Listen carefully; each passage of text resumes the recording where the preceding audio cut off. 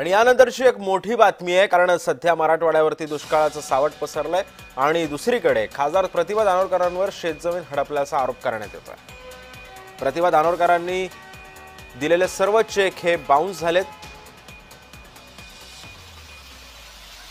आत्मदहन करण्याचा मेश्राम कुटुंबाने सुद्धा आता इशारा दिलेला आहे।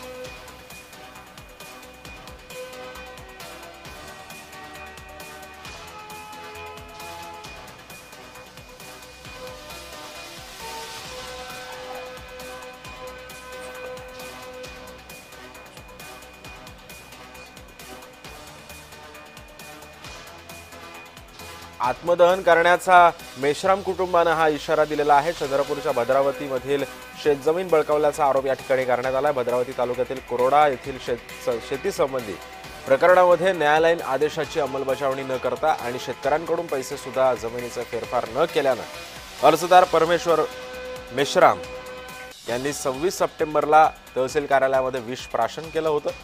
दरम्यान मेश्राम यांना जिल्हा सामान्य रुग्णालयामध्ये सुद्धा भरती करण्यात आलं, मात्र त्यांची प्रकृती गंभीर होती। अशातच मृत्यूशी झुंज देत अखेर त्यांनी 10 दिवसांनंतर परमेश्वर मेश्राम यांचा जीव गेलेला आहे।